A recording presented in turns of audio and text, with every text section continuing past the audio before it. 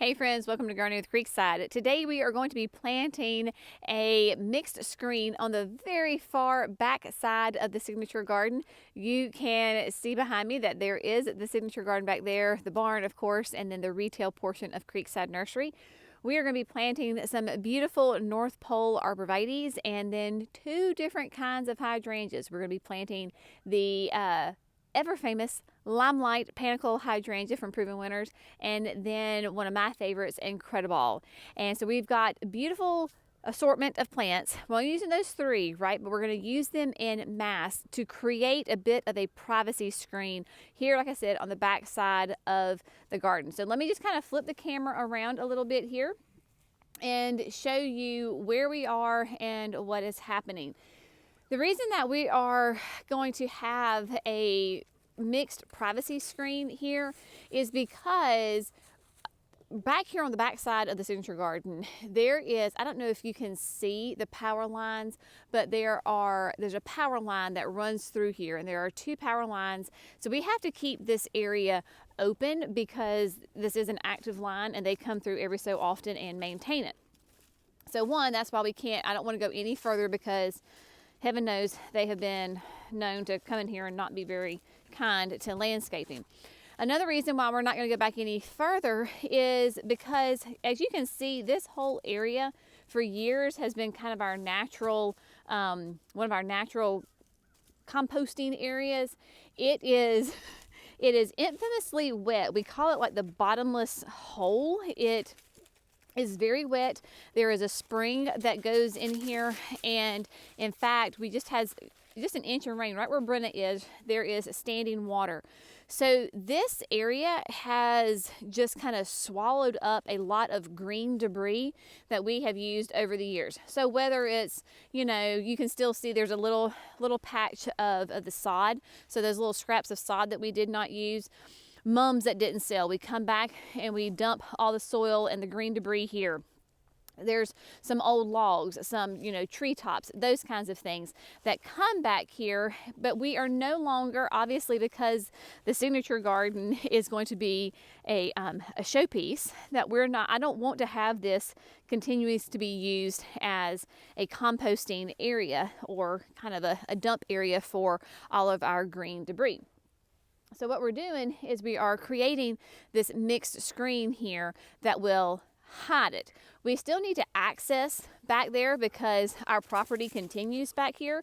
So on each side of the North Poles, we will have access to get through there. So no, I do not want to continue the North Poles all the way up here because I need to be able to get machinery back there. Same thing on the far end, the creek side of it. I need to be able to get machinery around back here. So we're going to leave that as is. Now, of course, the nice evergreen star of the show are the North Pole arborvitaes. These are gorgeous, beautiful evergreen trees, hardy in zones 3 to 8, sun to part sun. We have these on the privacy berm as well, and they have done phenomenally well with it. They've been here for a year. These will get to be about 10 to 15 feet tall and 3 to 5 wide. Nice, low maintenance, beautiful tree, and Jerry has spaced them 4 feet apart on center. So if they get 3 to 5 wide, 4 feet on center will be perfect. So they will be touching each other and provide a nice solid screen. Now down here on the end, we are using some of the beloved Limelight hydrangeas. Of course, these are, gosh, I would say one of the very first industry standard setting panicle hydrangeas that blooms on new growth. Of course, it gets nice and big. I have one at the house that is every bit of probably 10 feet tall by the end of the summer. So what we did something a little different, and we put 3 of them, and I did them in a triangle. Now, they are 6 feet apart because these limelights will get nice and big. So the spacing is 6 to 8 feet apart on them. So I want them at maturity to really look like one huge, massive limelight here on the end. It may be hard to tell, and maybe it's not, I don't know, but this is on a slope. So we have, like I said, nothing is flat here at Creekside. So we have the high end, and then we kind of work down this way, and then the creek is just right here. So by putting these 3 limelights together in a triangle, letting them grow up to look like one massive hydrangea, it really kind of anchors and puts weight down on this end of the bed, as opposed to putting it up there on the upward side of the flower bed. And then we came back through, you can see the white Proven Winter cans.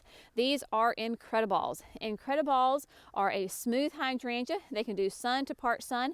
I have some at the house that are in full sun, doing quite well.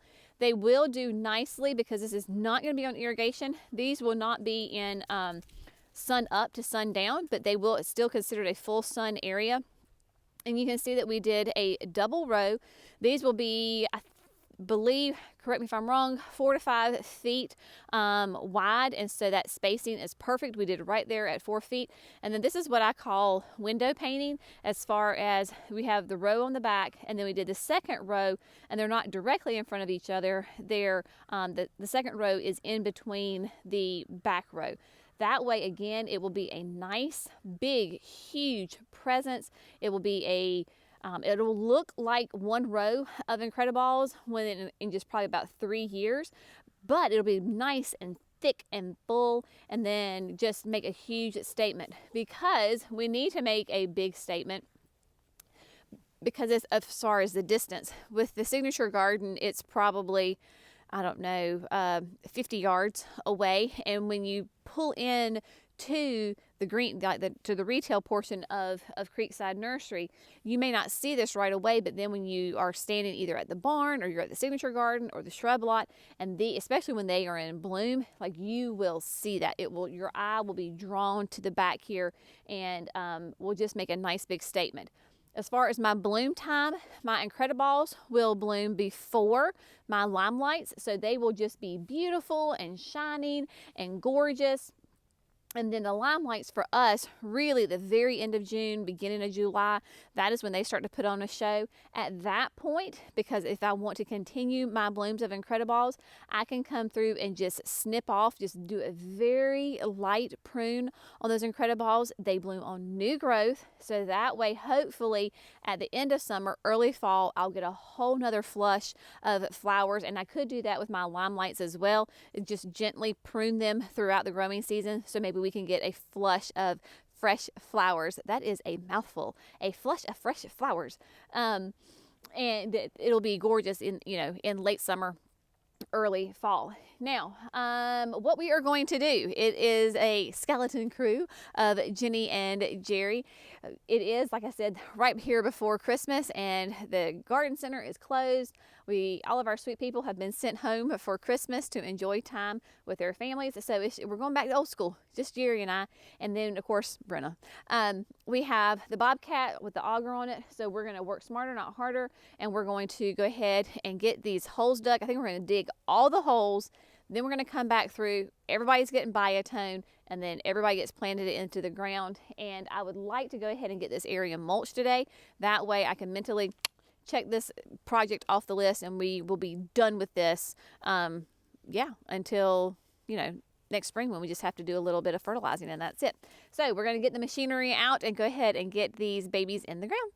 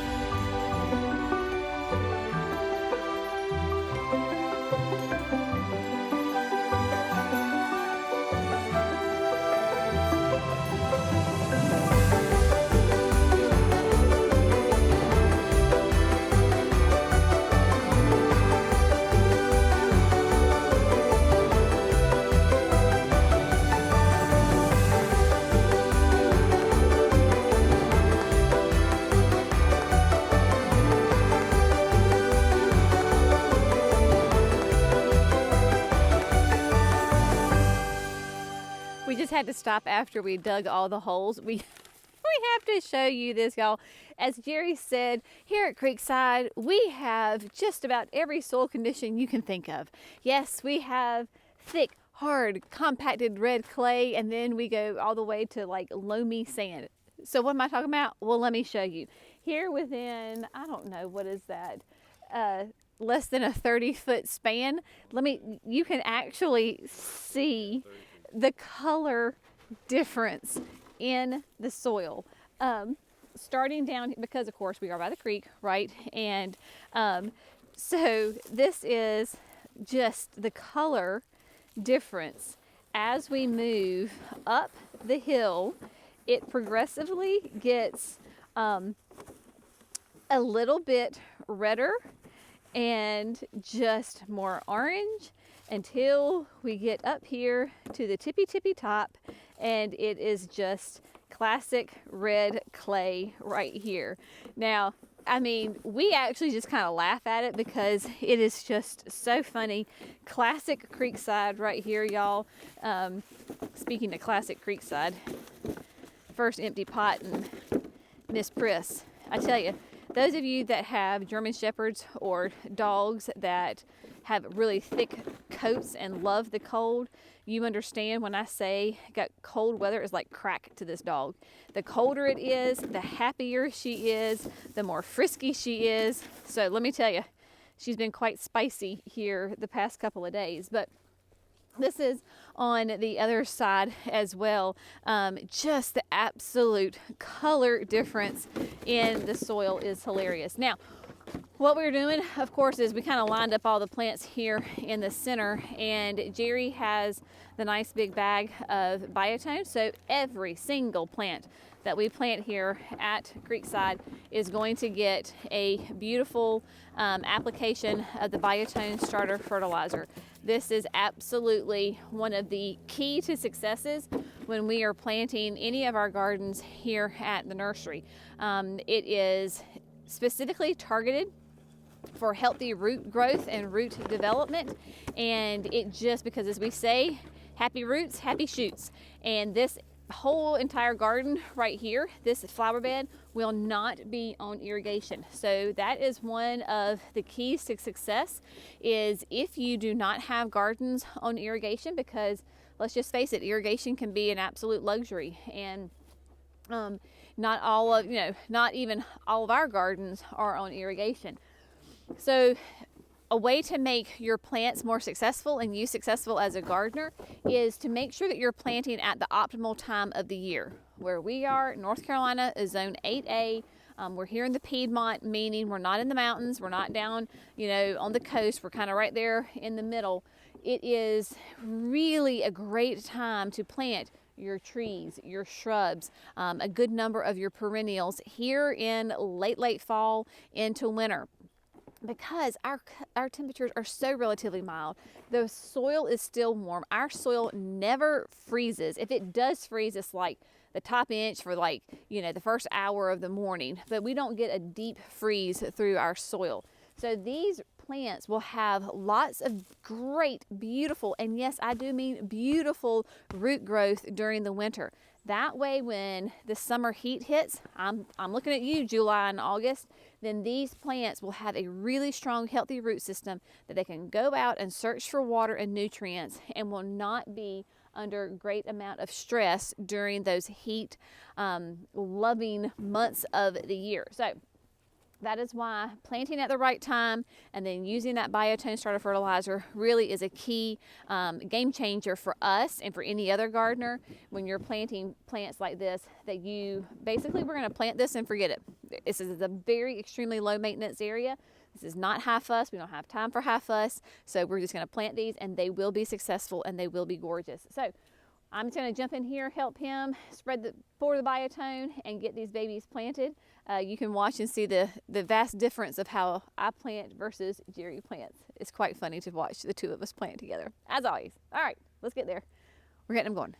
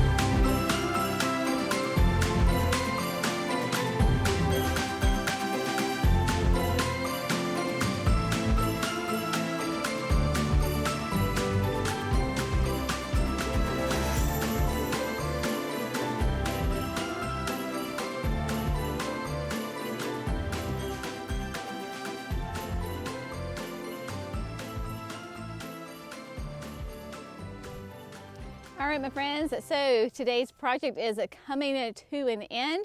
We got the North Poles in the ground, the Incredibles, and the Limelights, and we're getting it mulched. Yes.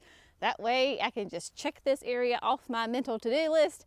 It is complete, and we can just sit back and let these little babies and their roots grow all winter.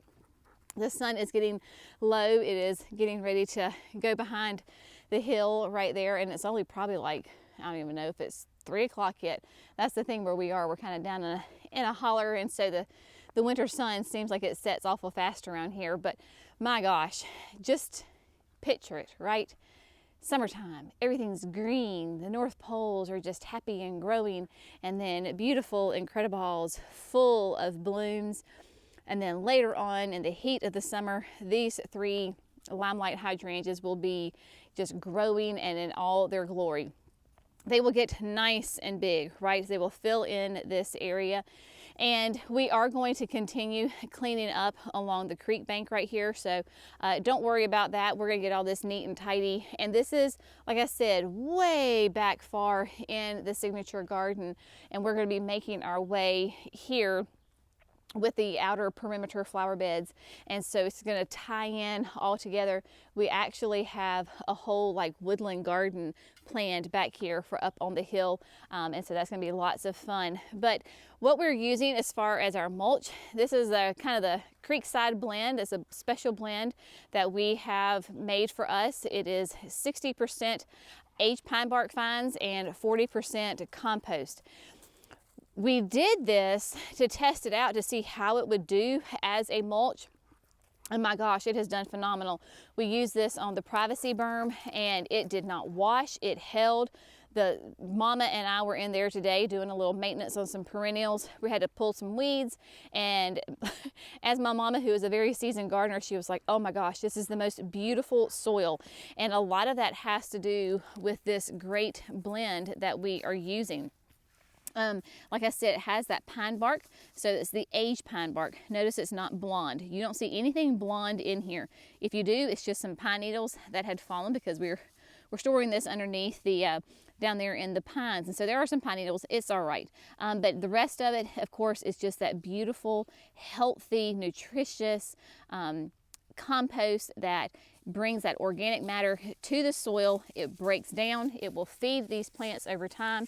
And then of course, as we preach here at Creekside, how important putting a nice thick layer of compost down into your on your flower beds. It is just a great beneficial way to, one, suppress weeds. So let's think practical, right? As gardeners, it's one of the things that we don't like to do is fight the weeds. So it suppresses the weeds, it retains moisture, which is so important right here because this is not going to be on irrigation. It insulates the roots of the plants. So here in the wintertime, it'll keep them nice and warm at an even temperature. And in the heat of the summer, it'll keep them cooler. It's just like insulation in your house, right? So it is keeping those more even temperatures for the roots so that they don't go through this massive fluctuation. That's another reason, another way to think about it, why it's so important to go ahead, if you have plants and you can get them in the ground, they're much better in the ground than they are in the nursery can. Because think about it, those roots are going to be much more insulated in the soil than sitting out in the can being exposed to all the air all the way around it. And then last but not least, we can't discredit this one, is that it looks good, right? Putting a nice fresh layer of mulch down on your flower beds makes it look good, and it is just overall just a good thing. It's a great practice that you can do for your garden. But yeah, super excited about this. We came around and Jerry did bring, that's the great thing about being in a nice wide open space, he was able to bring the bobcat and really just kind of come back here and did a nice layer, even that behind the North Poles here. We were talking and Jerry was already dreaming of some plans to add annuals here in the spring. So what we're going to do, because I love this idea, one, again, not on irrigation, so we have to think about that. We're thinking about maybe putting a couple of vertigo grasses in this corner right here, because the Incredibles are not going to grow a tremendous amount right this year. They're going to grow, obviously, but they're not going to reach their mature size. So we could either put a vertigo grass or 3 vertigo grasses, right? That is that beautiful annual grass from Proven Winners. That is a massive purple fountain grass. So they get huge. I mean, they can get 5 feet tall in a season, and they just grow great. And then he had the great idea of coming down here in front, kind of where he is right now, and doing some surefire begonias. We could do surefire red, that would be beautiful. We could do cordial cherry. I mean, you could do any of the surefires, right, that you wanted to, because we love those surefire begonias. They are sun or shade. They are extremely low maintenance. Once established, they're drought tolerant. So we can, this bed's already prepped, so we can come here in mid to late April and get them in the ground, and then just kind of walk away from them, and they will get nice and established before the true heat hits, and they will do great, be a really pretty contrast in front of the Incrediballs. So, you know, always dreaming, always planning, right? Yep. All right, my friends, that is a wrap for today. We are going to go in and get our afternoon coffee and just snuggle in. It's going to be another chilly night tonight. I think it's going to be in the low 20s again tonight. Yeah, I think we're creeping back up. We are creeping back up, yeah. I think we're still going to be in the 20s, though, aren't we? We are. We are, yeah. Anyway, we're just excited because it's not going to be 80 degrees on Christmas. We had that one year, and that was just not fun at all. But anyway, we enjoy the cooler weather here at Christmas time. It's been a great day. Thank you so much for watching, and as always, we hope you have found this fun, informative, and inspirational. We'll see you in the next video. Bye, friends.